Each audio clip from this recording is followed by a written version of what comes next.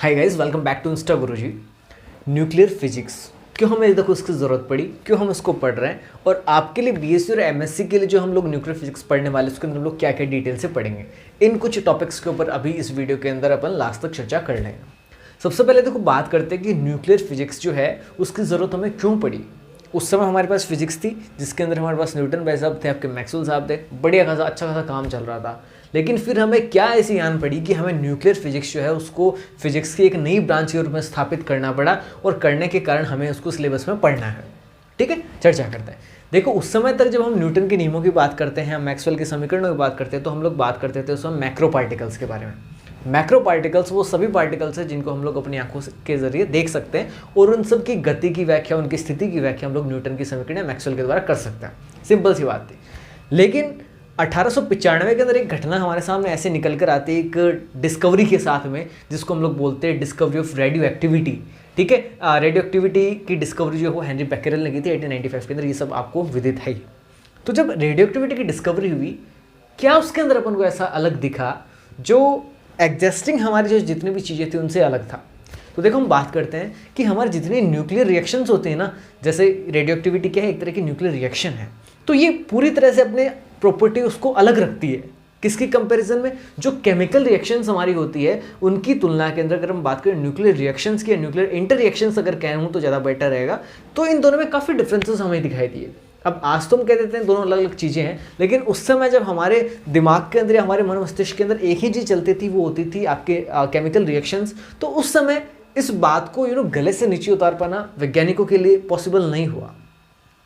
क्या अलग था भी? केमिकल रिएक्शंस के अंदर क्या होता है कि रिएक्शन होने के बाद जो एलिमेंट्री प्रॉपर्टीज़ है ना, कम से कम वो तो थोड़ी बहुत सिमिलर रहती है। नया पदार्थ बनता है, डेफिनेटली बनता है, बट जो एलिमेंट्री प्रॉपर्टीज़ है वो उनके जो रिएक्टेंट थे उनके लगभग इक्वल होता है या बराबर होता है। लेकिन न्यूक्लियर रिएक्शंस के अंदर हम लोगों ने क्या देखा कि जब न्यूक्लियई आपस में इंटरेक्शंस कर रहे थे उस समय जो नया प्रोडक्ट एक तरह से बन रहा था, तो उसकी जो जितने एलिमेंट्री प्रॉपर्टीज थी वो डेफिनेटली हर एक प्रकार से किसी भी रूप में समान नहीं थी अपने जो उसका पेरेंट, अगर मैं बात करूँ न्यूक्लियस था उसके, तो एक अलग चीज़। फिर यहीं बात खत्म नहीं हुई। फिर इसके बाद हम लोग देखते हैं कि डिस्कवरी हुई जे थॉमसन के जरिए इलेक्ट्रॉन की। अच्छा, उस समय तक हम लोग ये मान के चल रहे थे कि कोई भी पदार्थ होता है उसकी सबसे छोटी जो इकाई होती है, सबसे स्मॉलेस्ट जो यूनिट होती है किसी भी मैटर की, वो होता है उसका atom. It means atom was the last point of the pieces of the particle, वो लास्ट पॉइंट था। लेकिन जैसे ही हमारे पास इलेक्ट्रॉन की डिस्कवरी होती है तब हमें पता चलता है कि नहीं, जो हमारा एटम है ना इसको भी हम लोग ब्रेक डाउन कर सकते हैं, और ब्रेक डाउन किया तभी तो हमें इलेक्ट्रॉन मिला। तब हमारी वो जो धारणा थी कि सबसे छोटा जो टुकड़ा होता है पदार्थ का वो परमाणु होता है, तो वो पहली बात तो ब्रेक डाउन हुई। तो उसके ब्रेक डाउन होने से बड़े कईयों को धक्के लगे कि ऐसा कैसे हो सकता है। तो जो रुचि थी डिस्कवरी के अंदर वो और ज़्यादा पनपी, और ज़्यादा जागी। फिर अल्बर्ट आइंस्टीन आए, उन्होंने तो इस हवन के अंदर घी डालने का काम कर दिया। E बराबर mc² अपना फॉर्मूला दे दिया। यहाँ पर ये जो फॉर्मूला होता है E = mc², यहाँ पे जो एनर्जी और आपका मास उसके बीच में रिलेशन को हम लोग देखते हैं। फिर यही बात खत्म नहीं होती, लगातार आगे देखो रिसर्च चलती रहती है। मैं बात करता हूँ लगभग वो ये बात है कि आपके 1910-1911 के आसपास अर्नेस्ट रदरफोर्ड थे, जिन्होंने अपने स्टूडेंट्स के साथ मिलकर एक एक्सपेरिमेंट ही कर रहे थे। बहुत फेमस एक्सपेरिमेंट है, आप सब ने इसको देखो 9th क्लास के अंदर भी पढ़ा है, 9th के बाद आप उसको लगातार पढ़ते हो, जिसको हम लोग बोलते हैं अल्फा स्कैटरिंग एक्सपेरिमेंट। उसके अंदर उन्होंने क्या किया कि जो आपकी गोल्ड की पतली सी फॉइल है उसके ऊपर उन्होंने अल्फा पार्टिकल्स डाले, और अल्फा पार्टिकल्स डालने के बाद जो बिहेवियर ऑफ अल्फा पार्टिकल्स है उन्होंने नोटिस किया। अधिकांश जो अल्फा पार्टिकल्स से वो बिल्कुल से बिना डेविएशन के सीधे जा रहे थे, लेकिन कुछ पार्टिकल ऐसे थे जो डेविएट हो रहे थे। अब ये घटना बहुत ही आश्चर्यजनक थी, और उनमें से तो एक अल्फा पार्टिकल ऐसा था जो वापस से लौट के आ गया। तो ये कैसे संभव हो रहा है? उस समय ये एक बड़ा प्रश्न चिन्ह था। फिर बाद में जैसे ये डिस्कवरी हुई, इन्होंने अपना एक तरह से ये मॉडल दिया था, एटॉमिक मॉडल था, जिसको हम लोग प्लेनेटरी मॉडल भी कहते हैं। इन्होंने कहा भी था कि जो आपके इलेक्ट्रॉन्स होते हैं वो बीच में इनके कुछ एक ऐसी चीज़ है जिसकी रेडियस तो बहुत ही छोटी है, जिसकी साइज़ तो बहुत ही छोटी है, बट उसकी डेंसिटी बहुत ज़्यादा है, और उस डेंसिटी के चारों तरफ जो आपके इलेक्ट्रॉन्स है ना वो रिवॉल्व हो रहे हैं, वो चक्कर लगा रहे हैं। इस मॉडल को इन्होंने नाम दिया था प्लेनेटरी मॉडल, जो कि प्लेनेटरी जो अपनी मोशंस होती है उससे इसकी कंपैरिजन करी थी, इसलिए मॉडल का नाम ये पड़ा। अब सुनना, जब ये एक्सपेरिमेंट हुआ तो और ज़्यादा रुचि बंधी कि अपना जो एटम है वो अंदर से दिखने में कैसा होगा, और साथ ही साथ अपन को बीच में ऐसा कुछ दिखाई दिया कि हाँ कुछ ऐसी चीज़ है जो बहुत ही छोटी है, बट उसके अंदर एक हाई डेंसिटी का मीडियम अंदर है, हाई डेंसिटी का मास उसके अंदर है। इसके बाद और ज़्यादा अपन पास में पहुंचे तो न्यूट्रॉन की डिस्कवरी हुई। जेम्स चैडविक ने क्या किया, आपकी जो न्यूट्रॉन है उसकी डिस्कवरी कर दी। इसका मतलब हम जो अभी बात ये कर रहे थे कि किसी भी एटम के बीच में एक हाई डेंसिटी की कुछ ना कुछ वस्तु है, कुछ ना कुछ मास है, उस मास के अंदर न्यूट्रॉन नाम की कोई चीज़ हो रहा है, और ज़्यादा हमारा इंटरेस्ट बन पाया। तो इस प्रकार से लगातार हमारा देखो इंटरेस्ट बढ़ता गया, और इस बढ़ते हुए इंटरेस्ट ने क्या कर दिया, फिजिक्स की पूरी एक नई ब्रांच को जन्म दे दिया, जिसको हम लोग न्यूक्लियर फिजिक्स के नाम से जानते हैं। बहुत ही शानदार चैप्टर है। चैप्टर कहना एक पूरे ब्रांच को चैप्टर के रूप में कहना या यूनिट्स के रूप में कहना या हमारे सिलेबस के रूप में बांधना अच्छी बात नहीं है।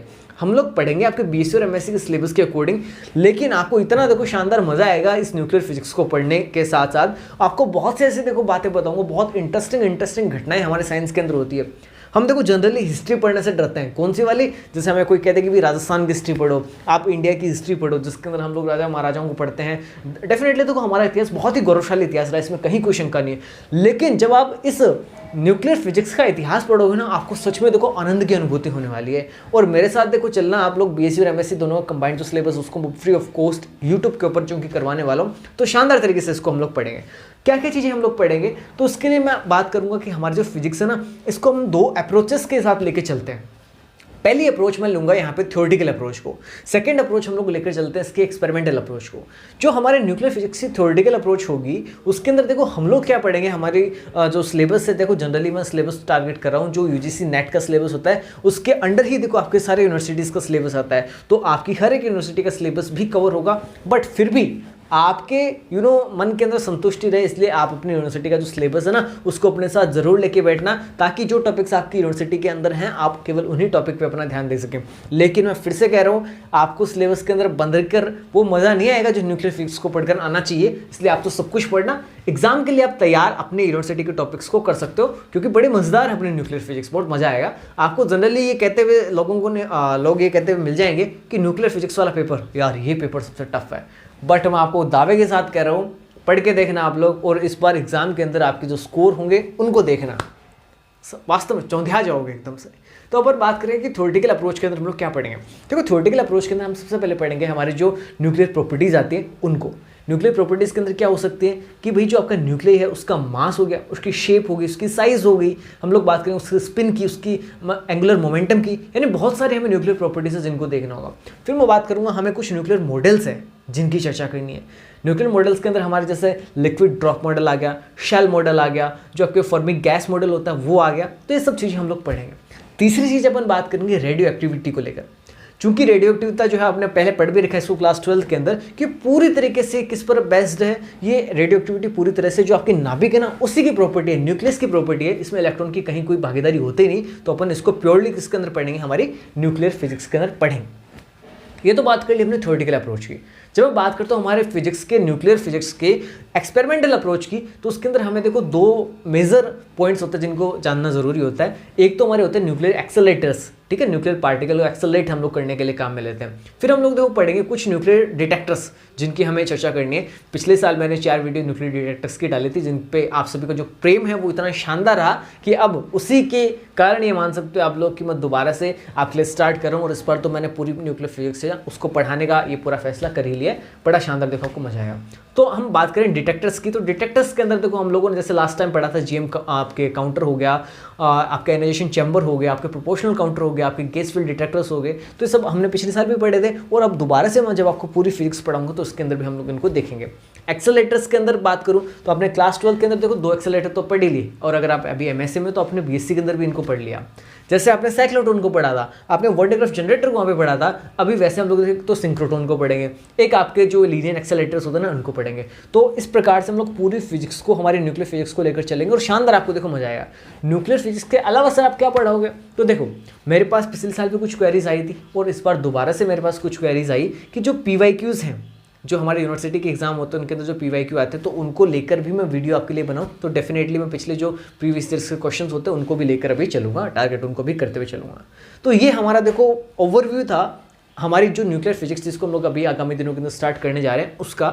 उम्मीद कर रहा हूँ कि आप लोगों को ये जो मेरा काम होगा डेफिनेटली पसंद आएगा। और प्लीज़ अगर ऐसा हो और आप लोग अभी से, मैं तो कहता हूँ बल्कि तैयार रहो, इस वीडियो को लाइक करने के साथ इस वीडियो को जितना ज़्यादा उसके शो शेयर भी कर देना, चैनल को सब्सक्राइब कर देना, ताकि जैसे मैं अभी स्टार्ट करूँगा तो आप लोग तुरंत अपनी तैयारी के लिए लग जाओ। Thank you.